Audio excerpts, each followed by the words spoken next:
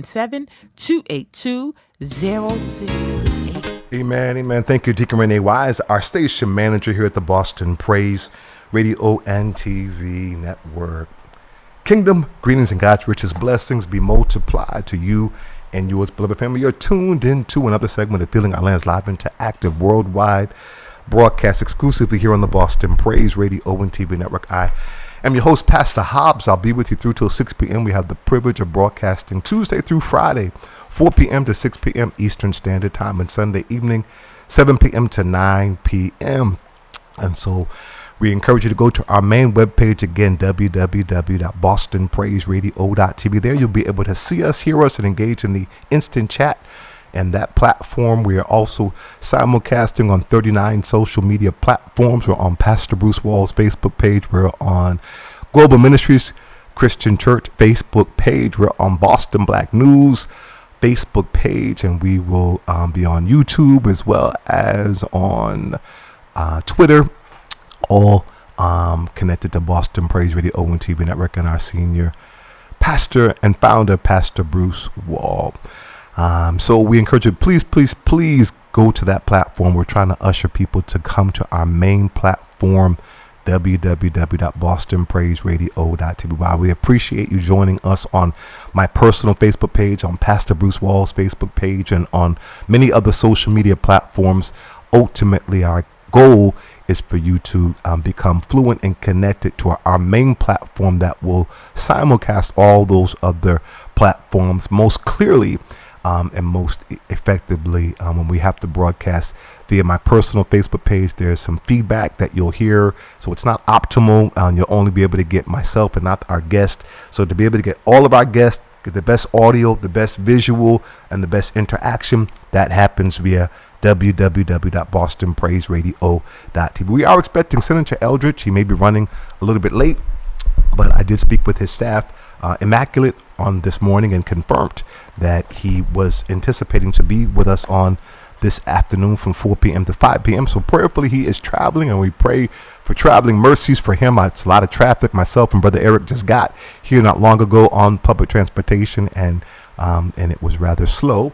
So he may be caught up in traffic, and we pray that's the case and that he will in fact be able to be with us on this afternoon. He is a senator who is doing some extraordinary work, and we thank God for his leadership on the state house level as a senator who has proposed legislation. There's several pieces that he'll talk about them more intelligently, but I just got a phone call from a returning citizen that did not have to pay for that call. So we know that the legislation of free phone calls for those who are incarcerated has been passed and is being implemented. So thank you for those who were the advocates to help us to pass that piece of legislation. I want to acknowledge Danielle Williams from Prophetic Resistance, and she from Prophetic Resistance, she's doing an outstanding work. I so appreciate her leadership with regard to collaboration and coalition. That's what it really, we have to move toward. Many of us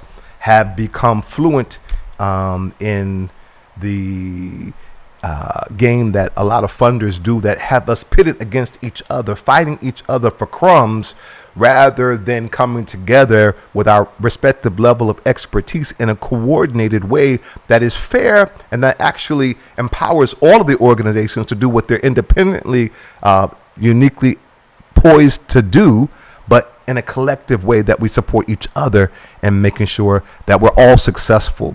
The back end stuff, the pieces of legislation, the reports that need to happen, all that stuff that we're able to not just get grants, but to keep good records and to be able to manage those grants. As fledgling organizations and grassroots organizations may struggle with accounting or paperwork, though have incredible outcomes and impact with very little resources. So again, I want to acknowledge Danielle Williams from Prophetic Resistance and her leadership for the reentry summits, the reentry resource fairs, and collaboration. We're working with her to do some more collaborative kinds of things with Stacy Borden from New Beginnings, as well as with our brother Armand Coleman with Transformational Prison Project. I have their shirt on today, got a lot of compliments on it, that it says on the back, hurt people, heal people, And that's from the Transformational Prison Project that he was introduced to as he was incarcerated, with his aspiration to be the baddest thug or criminal that they could be, having no fear, been in solitary confinement for long periods of time. And that was his aspiration until he met a loved one of someone whose child life was taken from them. And to hear that survivor of the victim of a person whom he perpetrated this act of taking their life, and that was the awakening call. That was the Damascus Road experience for Armand Coleman and many other people who those words of "I forgive you" broke him and helped him to be able to understand the impact of what he actually did.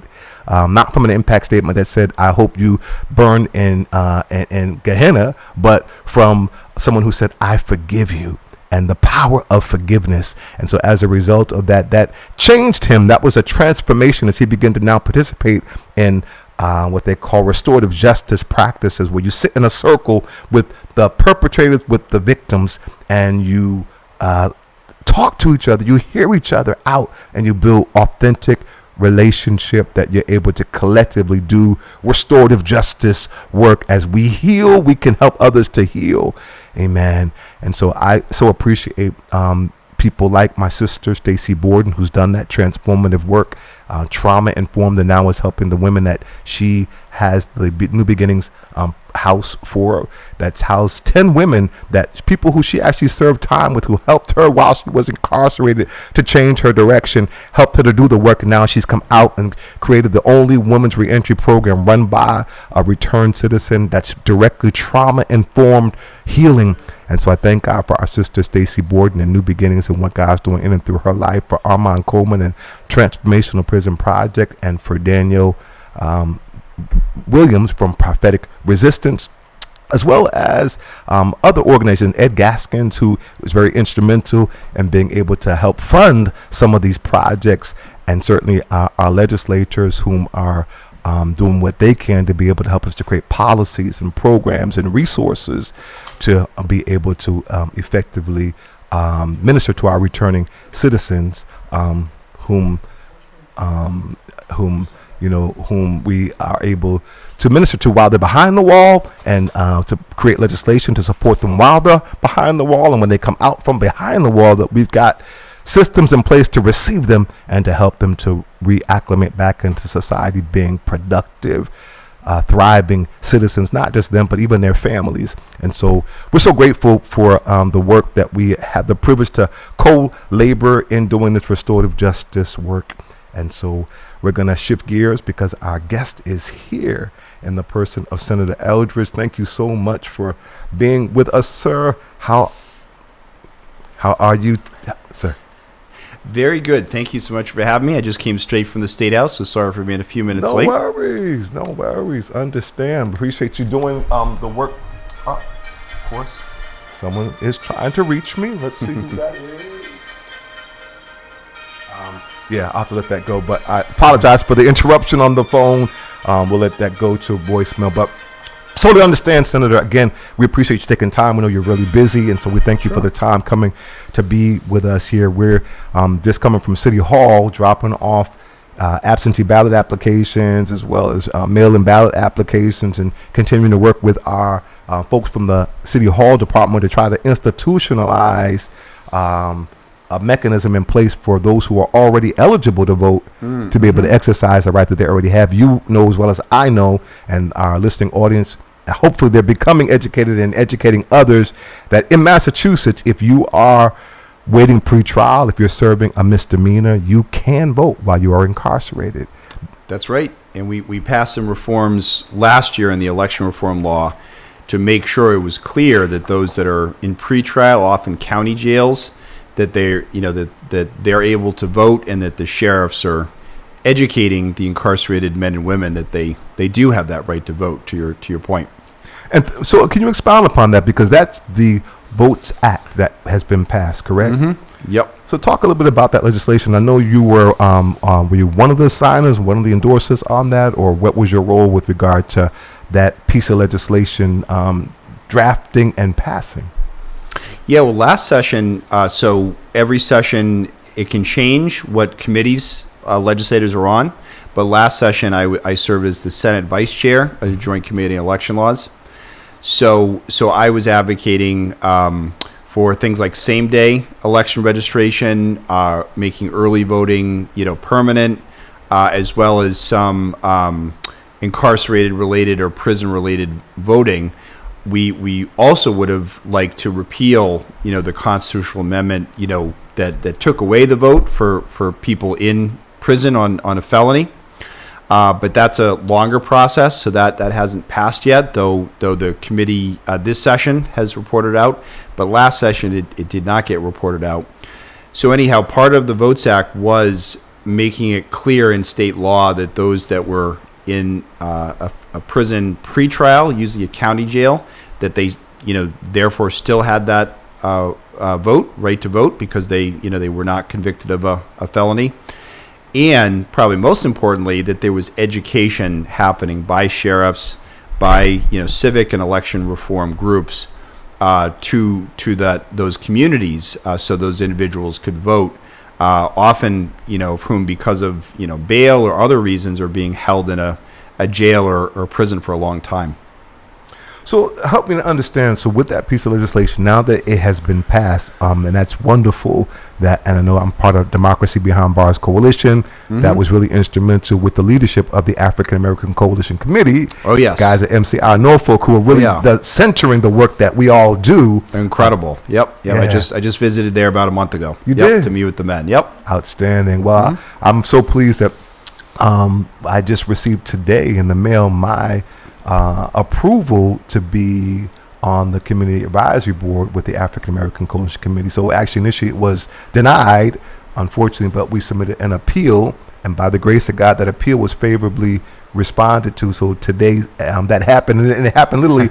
I got the mail today, but it was dated on August 31st, which happened to be my birthday. So that was my birthday gift. Happy birthday. Thank you. And I'm so pleased that was one of the things that Alameen, who's one of the leaders of the African American Coalition Committee, had said that was his biggest priority, was for that to happen, as that afforded me the opportunity to be able to better advocate going in and out, as we went in with Dr. Ojutuku, who is the first black woman to head up the Boston Public Health Commission. And we were endeavoring to meet with a full body of 200 members, but unfortunately we were limited to meeting with just the executive board. However, that was productive because myself and State Representative Chris Worrell, and myself, as well as Tom Ash, one of the staff who works at DOC, together we were able to facilitate Dr. Ojutuku and Philip Reason, her person who does a lot of dismantling systemic. Oh yeah, Philip's great. Yep, you know him. Yep. Yeah. So it was my first meeting him, but we had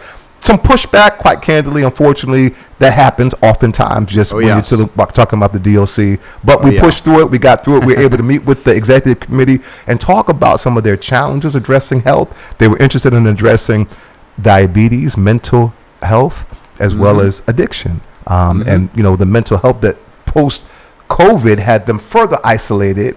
And so for so many people, our mental health has been challenged with COVID. And in those settings, even more so. And unfortunately, some of the reprieve for that, people who are in long-standing recovery relapsed, and some actually transitioned. So, so she was able to bring some slides in that we have yet for them to get to them, but God willing, again, that will actually happen. These slides that are addressing all their concerns, but more importantly, how do we proactively help those who are incarcerated to manage and address their health proactively and to get this information ongoing. So that's something that we're working on. And now that I've been accepted as a advisory board member, working with Representative Russell Holmes, who goes in frequently. Oh yes, he does. Yep. Got long-standing trust with them that we'll be able to complement that to really create these systems that they can again be proactive rather than reactive as it relates to their holistic health. That's fantastic. And I will say the healthcare conditions, especially on mental health, are just atrocious in the DOC.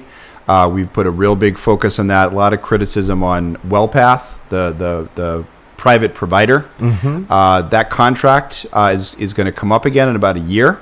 So we're hoping that perhaps a new provider that provides better care and truly treats the incarcerated men and women with respect and dignity will be placed. Outstanding. Thank you, Senator. So important. I mean, people really, first of all, we know many people are incarcerated that we found are wrongfully convicted. They've been there for long periods of time. The system's not necessarily just, and we know people oftentimes are there who are exonerated. So that's one. Then people who actually did whatever they did, but it should be about correction, not perpetual punishment. Exactly. Yep. Absolutely. And that's the other thing we toured. My district includes MCI Shirley and Susan Baranowski prisons in the towns of Shirley and Lancaster. So we toured there, and these are among the newer prisons. These were built in the 90s. But there's, no modern trades. They still got, the barber shop, which is fine, but, it's not really going to create a lot of jobs for people. The education's very limited. There's a lot of barriers towards college education for incarcerated men and women. So very, very frustrating. So we really got to get the DOC into the 21st century, solar installation, coding, even some aspects of modern agriculture. There's some real opportunities for well-paying jobs once people are released, as well as the college education, which, there's a growing group of colleges that are providing instruction, but they face a lot of barriers to actually getting into the prisons and directly instructing the men and women. So a lot of barriers there. Well, again, I appreciate leadership that understands, one, humanizing people, regardless, they're humans, right? And to be treated humanely, and even people who are coming to visit them to be treated humanely. Yes. And Andy Peck, the undersecretary, and I know I have a brother-in-law, interesting enough. You may know him, Dennis Everett, who is the director of restorative justice. Fantastic. Yep. And to see where this brother's come from being incarcerated now to being the head of restorative justice under the Department of Corrections, and people like Andy Peck who have his ear, who actually, Andy Peck has his ear, and said, like, as a person who's directly justice impacted, exactly, to be able to humanize these systems. And so I'm grateful that there's change, and it doesn't happen as quickly as many of us would like for it to happen. But I believe that I know for sure, because many people who were convicted felons were not ever able to go back into institutions or to be employed by the DOC in a capacity like this. Right. So that's change. Yeah, the Credible Messenger program that Undersecretary Peck created. Yes. To have formerly incarcerated people going into the prison, say 6 months before someone is released, and say, these are all the preparations I can help you with, before you get released. So that's been great. It's embarrassing to say, because it took over 10 years, but I worked for the past 10 years with the DOC to make sure that every incarcerated person upon release gets a state ID. Yes. So that would have been a barrier. So finally, the RMV and DOC signed a contract last November. What? Yep. Oh wow, that's great. So what? So now what happens? Yeah. So what happens now is that the RMV will go directly to every prison. Or sometimes, just given the number of people released, they might go to another facility, and then everyone who's released, say that week, will get processed and get a state ID. And the reason I came to this is that I have a 97-year-old constituent who works on homelessness issues in Boston. She's from my district, but she started a nonprofit, and she was discovered, this is 10 years ago, that sadly, many of the homeless men and women in Boston shelters were formerly incarcerated, and they had no IDs. That's right. Yep. And so now we have this, hopefully, system that's working now with a contract where the RMV and the DOC provides that ID upon release, and not, relying on the person to go to the RMV and face all the barriers that he or she might face. That's outstanding. And now I'm curious, because interesting enough, Healing Our Land has been working with the Office of Returning Citizens. Bob Turner, who has been there since its inception. Kevin Sibley was there, who's no longer now. Dave Mayo is there. And so do these iterations of the appointed executive director, the staff being Bob Turner, who is a returned citizen and in long-term recovery, which quite candidly is the model that came from D.C. of the Office of Returning Citizens is for it to be run by a returned citizen who has the empathy, the anointing, the expertise to really know how to most effectively work with this population. So what we've been working with Bob Turner doing piecemeal to be able to get people their IDs upon. So when they come out, a $25 sponsor from our audience would be able to give us a money order that we would then have Eric Kennedy, who's a returned citizen, who would pick the person up, because you oftentimes have to go to help them to gather maybe their social security, their birth certificate, or go to a computer to be able to find where those things are, to generate where those things are. They could be any place across the country. And so them being able to help them get those documents that they need, even to be able to go to the registry to get a mass ID. So we did that piecemeal. And so I know that State Representative Brandy Fluker Oakley. Yes, filed the bill. That's right. Yes. And so that's the bill that actually has been passed that you're talking about that is facilitating that, or is there another piece of legislation? Yeah, it gets a little complicated because Representative Fluker Oakley filed that bill, and proud to be a supporter of it. It hasn't passed because it came to be a decision that it could be done through an executive order. Okay. So that's what it was done. It was done by basically the DOC and RMV signing a contract. Great. Which Rep. Fluker Oakley and I were at to celebrate last November, that this is a contract that the RMV and DOC are supposed to work together.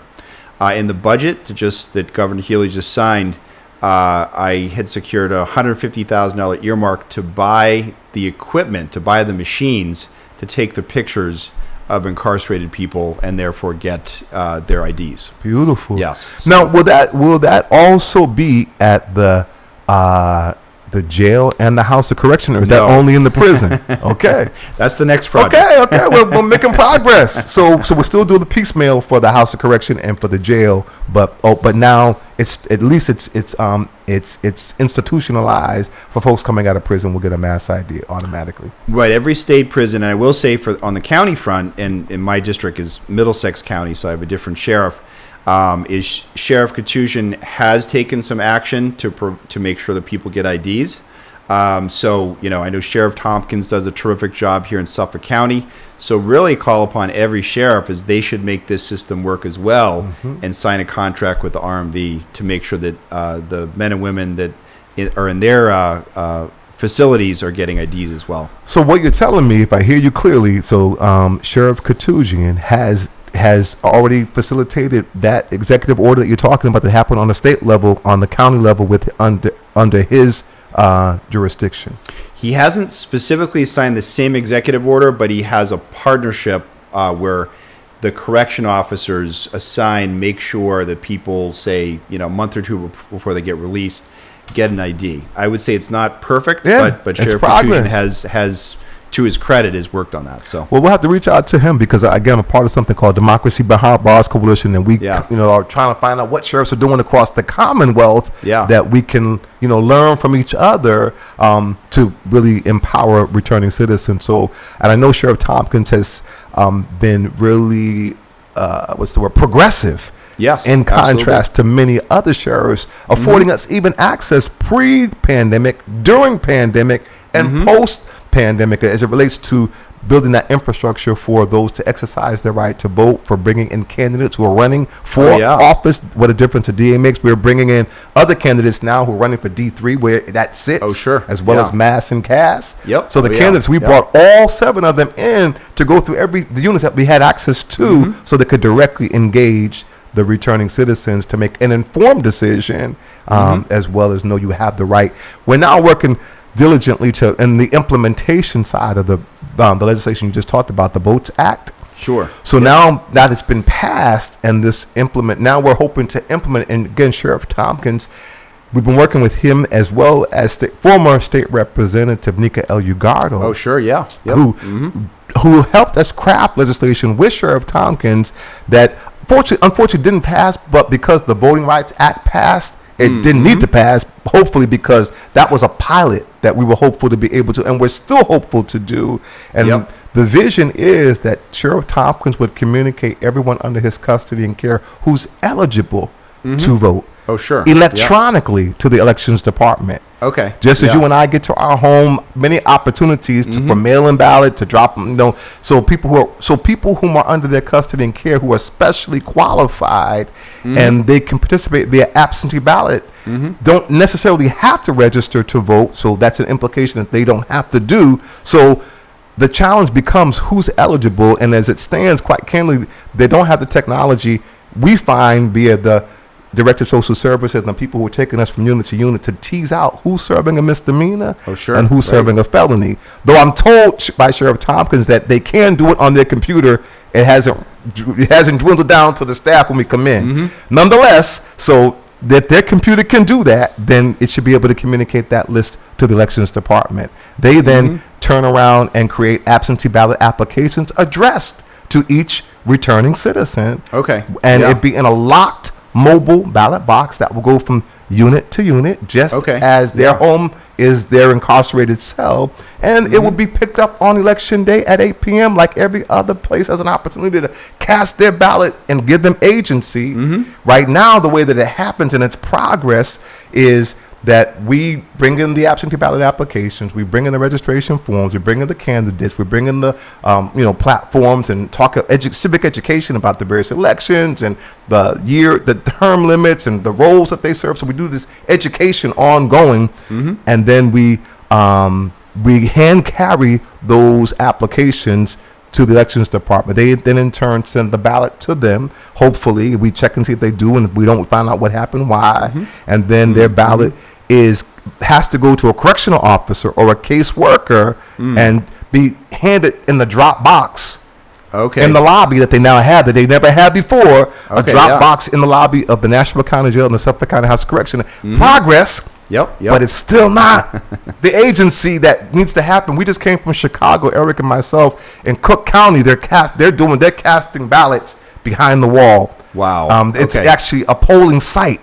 It's much larger facility, but nonetheless, it's happening in Washington, D.C. It's happening in Cook County. And so we now want to implement it here in Boston as a pilot. And hopefully that's something that we can be able to then encourage other sheriffs throughout the Commonwealth to implement this level of infrastructure, so that's institutionalized, so they almost have to opt out of the exercising their right for to participate in democracy. What do you think about that? Well, first of all, that is fantastic, and you said the word hope, and I think that's the thing, is that incarcerated people really need signs of hope. Signs of hope both behind the walls and then obviously outside as returning citizens. I had a meeting today with the campaign to end life without parole. Excellent. With a couple of returning citizens. Just talking about, we had a sort of historic Judiciary Committee hearing where we had incarcerated men and women be able to testify through Zoom into the committee hearing. So committee members got to hear from incarcerated men and women. Yes. And when you don't even have the option of getting before a parole board, you're going to lose all hope. You're more likely to not be a productive member. Behind the walls inside a prison, and you're not likely to do the programming and be a positive person. In the prison. So that's a big effort, and that's where we're really not providing a lot of hope in our state prisons, whether it's programming, whether it's the life without parole sentence, or whether it's just the quality of health care in the prison. So we've really got to change that and treat people with dignity and respect. Outstanding. Well, so God willing, this mobile ballot box initiative will be something that will become a reality. And so that's our hope. Again, just coming back from Chicago, what we learned is we needed to actually connect with a legal person. And so we're going to connect with Sophia from the Lawyers for Civil Rights. We met with her counterpart there in Chicago that actually serves in that role and facilitated being the legal voice for the advocates for implementation. And so we're hopeful to forge that kind of partnership with the ACLU. I'm sorry, I keep getting those entities, not the ACLU, but the Lawyers for Civil Rights. Thank you, Lawyers for Civil Rights. I get them confused too. So hopefully that will actually happen. But I'm going to go back to, so that's the Votes Act, and we're talking about implementation with that. With that said, you mentioned felony reenfranchisement, and so that's something that we're pushing for. We just came from, again, Chicago. The goal is that every place across the country would understand that all men or mankind or humanity are given these unalienable rights, right? Absolutely. For the pursuit of happiness. So that is your fundamental right, is to exercise your right to vote. Your freedom's been taken from you. That's your punishment. Now you should be in a posture of correction. Again, with that should be programming, rehabilitation, and the ability to be able to determine who's going to be your sheriff, who's going to be your DA, who's going to be people who are going to control your destiny, and for prevention, that things that would have stopped you from going in. You have family that's still on the outside, and things that are going to affect them, and put things in place that when you come out, that you've got you've got legislators who will have programming and policies and funding in place for you to actually re-enter back into society and set you up for success. Absolutely. And I will say, one of the disturbing realities I realized when I first got elected is that, representing, again, a district that included Susan Baranowski and MCI Shirley, is the men at those facilities are counted towards my district. They're counted as my constituents, but obviously have no vote. And so that means that the rest of my constituents had, the vote, but the people that I would go in to see at MCA Shirley or Sousa did not, and that's extremely disturbing. Absolutely. Isn't that what you call taxation without representation? Absolutely. Absolutely. I would say incarceration without representation. Right. Well, that goes even to the 13th Amendment, because you're right, because the 13th Amendment says slavery was abolished with the exception of those who've been convicted of a crime.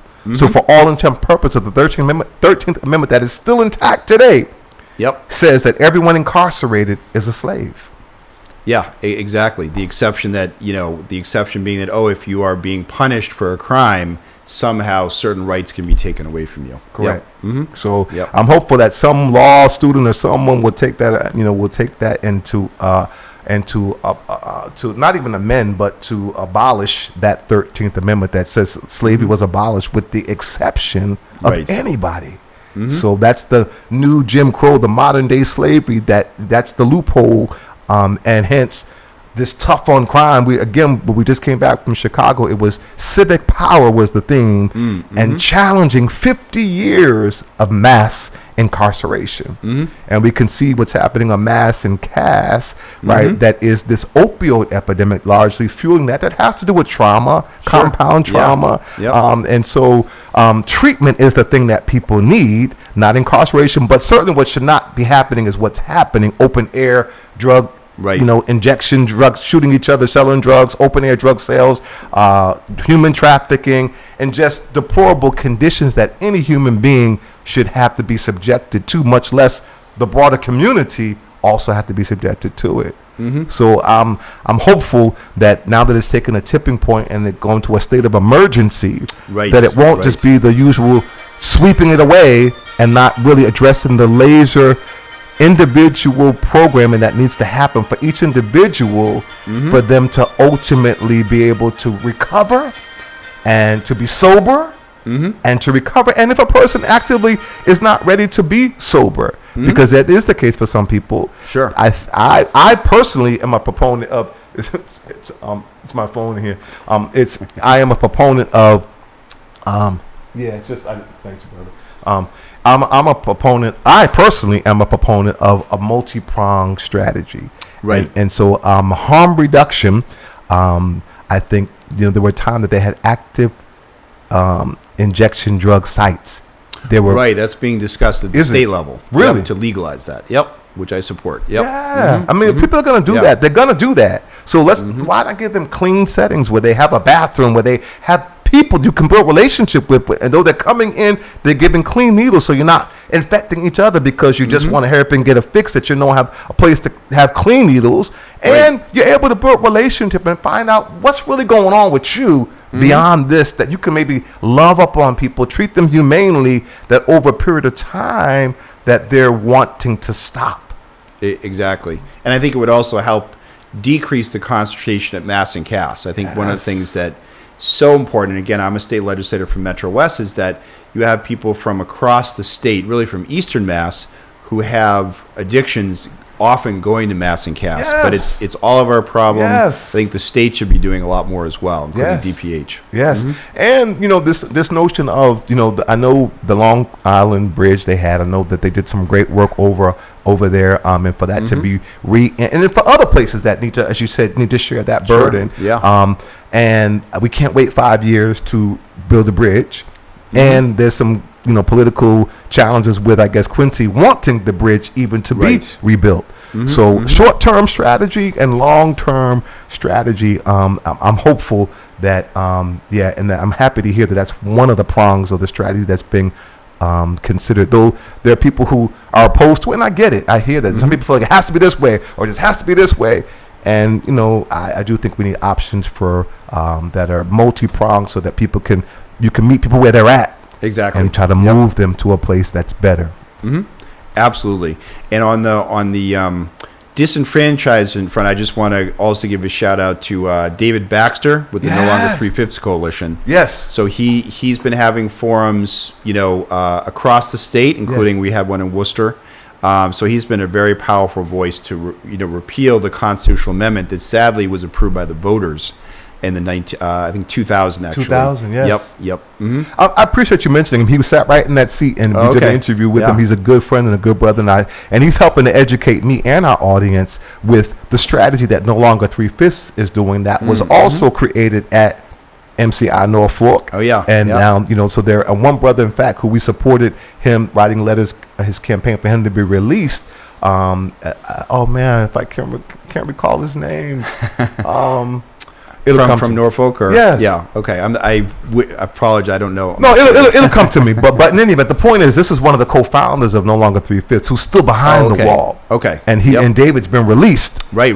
So I think it's amazing how many of these organizations are founded behind the wall, doing extraordinary work, and then one will be released, and their goal is to continue to advocate for those who are behind the wall. So he called in on the broadcast while he was able to be here physically. His voice was able to be here, which is always the most powerful thing to me. When I met you at the Reentry Summit and had the opportunity to be able to play the voice of Alameen, who was speaking on behalf of the African American Coalition Committee, as well as brother Valentino Fosi with joint venture, and that whole concept about people that are serving life for joint ventures that they were not necessarily even, but just the notion of a joint venture, and this whole piece of legislation that I understand is also pending that would undo that, because too many people are serving life for things that they just were associated with. That they were in the car or something like that, but they weren't participating in the crime. So I appreciate you shouting out David Baxter and No Longer 3/5, and help me to understand, because again, I'm still getting clarity. So the piece of legislation that the African American Coalition Committee drafted in collaboration with State Representative Russell Holmes, that I understand is the second piece of legislation in the country to move it this far to a constitutional convention on that agenda, where it's passed the House and the Senate and the election committee, and now that's progress. Now it sits there, and now the goal is for it to be pulled from that constitutional convention agenda to the floor, and ultimately everybody, I guess, it has so many votes for it to pass to ultimately become law. And is that the end, or does it also need that referendum? It does. So so what's happened this session is the Joint Committee on Election Laws has reported the bill out favorably. Okay. But now the House and Senate have a constitutional convention. It has to be approved in 2 consecutive sessions, so this session and next session, so in 2 years. Oh wow! By a majority of the legislature, so 100 plus 1 votes, because there's 200 legislators, and then it goes to the ballot to be voted on by the voters. Wow! Yep. So what David is doing, and No Longer 3/5, and going across the Commonwealth, because I believe it has to be broken up geographically. It can't just be, and you got to get so many signatures in so many different places that it's diverse and covers all those areas. But now that is that a referendum? Is that a ballot? Citizens petition? Okay, so educate that. So that's basically the same process, except that it's a lower threshold for the legislature. So then only 25% of the legislature would have to pass that to go to the ballot. So I think that's the strategy, because unfortunately, I don't have a majority of my colleagues who support repealing the disenfranchisement law, but there's definitely 25% of legislators. So that's the idea. The challenge is, how do you raise the money to pass that at the ballot? Because voters, sadly, will fall into the trap of, well, if you've committed a crime, therefore you shouldn't be voting. And that's what we have to educate voters on is, no, it is, but it should be a human right, and you shouldn't have your right to vote taken away just because you're serving time in prison. So that's the challenge. That's the challenge, is the education that has to happen and the resources to be able to do that. But it's interesting because David helped me to understand, as you said. I mean, I was all excited. And this is what happens. Oftentimes we get pieces of legislation, we're the second in the country, move it this far, right, and we're doing victory laps. But the truth of the matter is, it's a long way, and so that can't be a single prong strategy to be able to do this. So I appreciate that David's doing this simultaneously while this is happening, with not a lot of confidence that this is going to actually go that route all the way to the end. Exactly. And I think the thing that's so important that, and I talk to my constituents about, is that Massachusetts really sadly, led the sort of war on drugs and mass incarceration in the 90s, so it before Congress passed anything, it was happening here. You have the Willie Horton impact, the 88 presidential election. So that led to a lot of tough on crime laws passing here. Yeah. And I try to make the point that, Massachusetts isn't, as liberal as we think it is, and that a lot of the laws that happened in the 90s, we still have to reverse or repeal. And that's the work that's needed, at the grassroots level.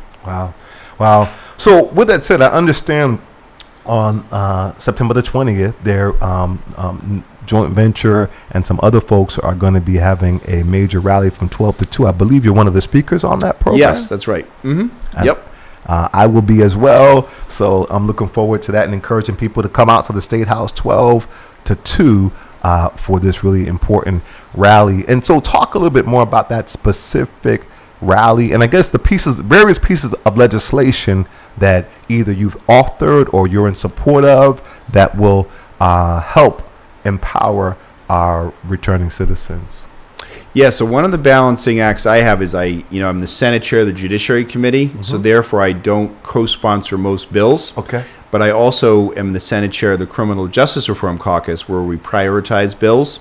So it's kind of a balancing act, but the caucus has prioritized the joint venture law, repealing life without parole, and a lot of the bills to increase programming in the DOC, as well as, and I met with some advocates today, is the treatment and no incarceration bill, which is a bill that would say that if you have a substance abuse problem and you relapse, a judge shouldn't be sending you to jail.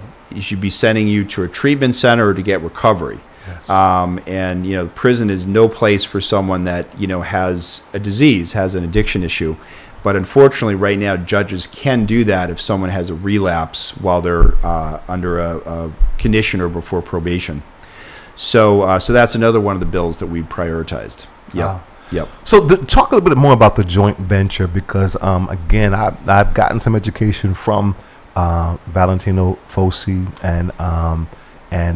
but I don't understand all the implications specifically relative to the piece of legislation that is pending.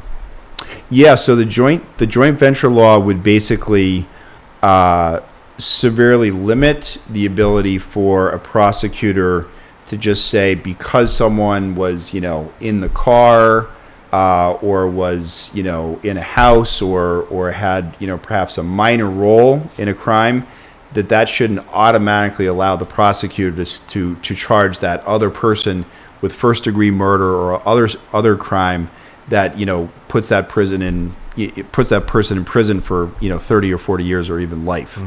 And I tell you, going into the prisons, whether Norfolk or Susan Baranowski, MCI Concord, there's so many men that made a bad decision, or maybe they were with the wrong crowd at age 17, 18, 19, but they didn't actually, commit a crime, but they're in prison for 30, 40 years, if not longer, So there's it's really got to be reformed. Again, if someone was actively participating in a crime, a robbery, a murder, other terrible felonies, they should be held accountable, but not just because they happen to be in that car or house. So that's what the bill does. We've got a caller. Oh, sure.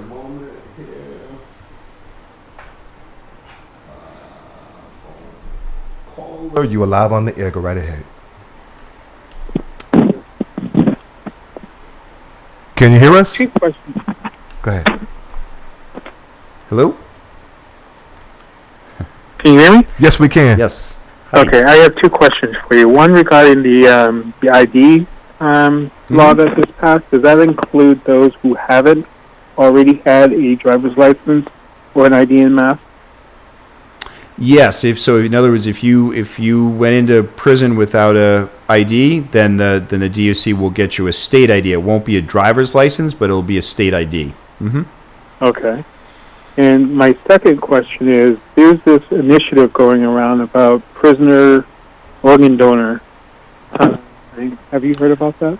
I have, yes. I know that legislation was filed. I do not support it, and I strongly believe that it will not pass, that it really has a lot of opposition to the bill, so I do not think that bill will pass. Rightly so. And, so thank you. Those are my two questions. I'll continue to listen. Thank you so much. Thank you. Let me go to the piece about the organ donor, because I got many calls from people who were outraged and said, "Did you see this?" And I hadn't seen it, and of course I was outraged. I do need to say that I did reach out to State Representative Russell Holmes, who was one of the signers on that, and to get clarity.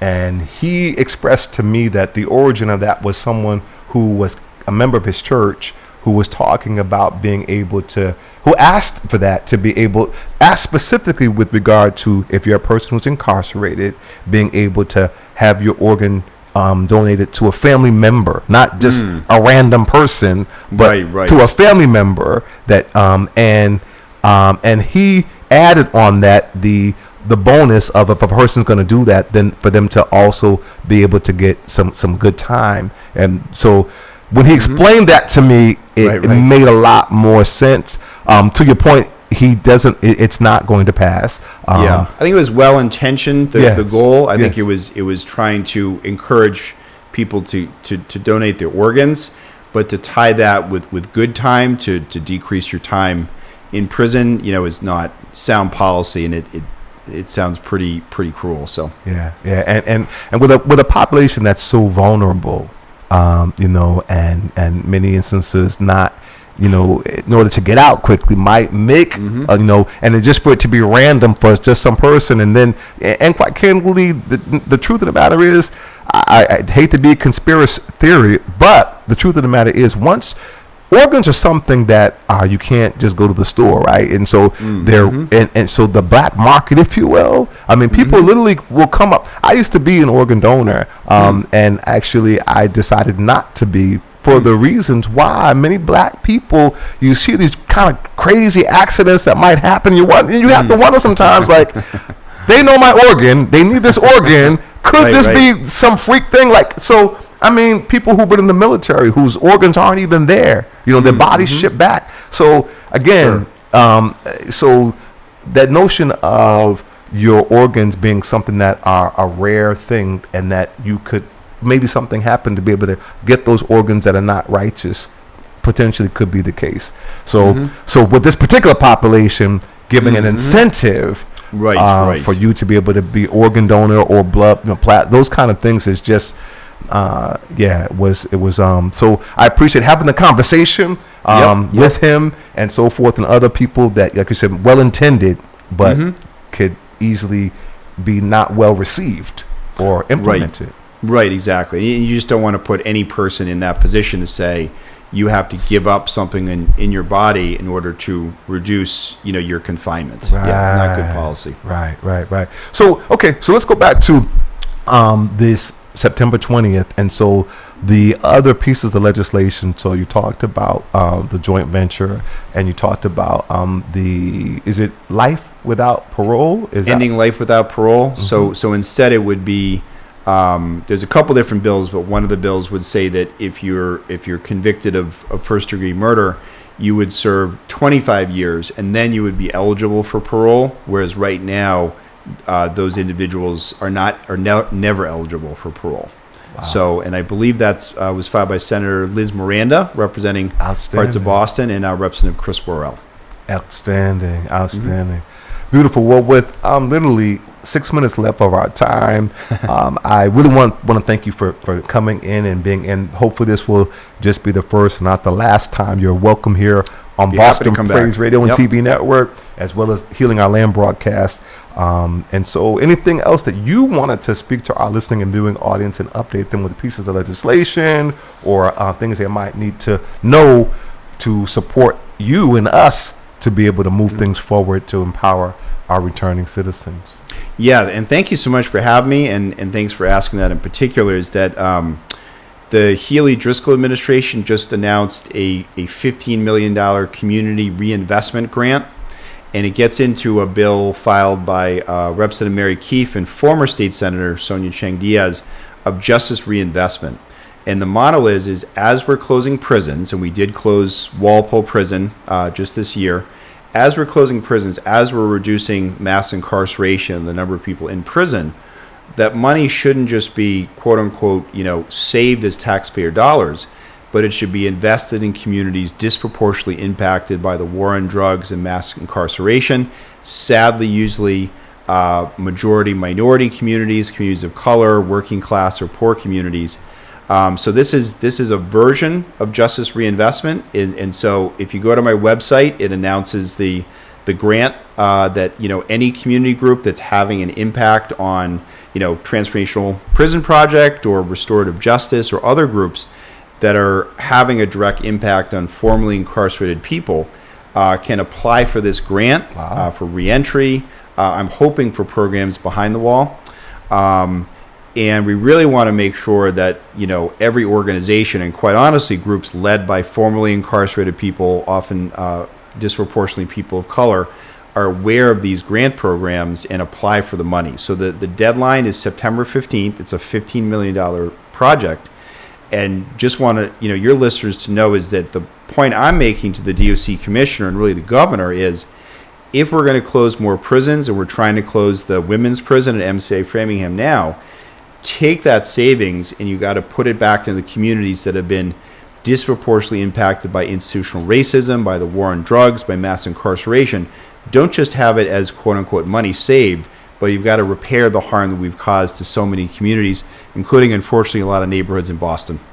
Outstanding. So that grant is in place. Is that piece? So that's passed. That's something not that we need to advocate for, but take advantage of. Sort of in the budget, yeah. So it's a yearly program in the budget. It's $15 million. So it's on the governor's website, but I really wanted to lift it up. So it's on my website. It's senatoreldridge.com under press releases, and any group can apply. But again, it's September 15th is the deadline, so it's coming up. And my fear again is that a lot of truly community grassroots groups, especially those led by formerly incarcerated people or returning citizens, are not going to be aware of the program. So just want to, make sure that groups are aware of that. We reached out to, Housing for Justice, Good. New Reentry, New Beginnings Reentry, Stacey Borden, yes, Mac Hudson, Prisoners Legal Services. But, just want to make sure that, perhaps other groups, maybe smaller grassroots groups, are aware as well. Outstanding. Again, thank you, Senator Eldridge, for your leadership. And thank you for your time here on Healing Our Land's broadcast on Boston Praise Radio and TV Network.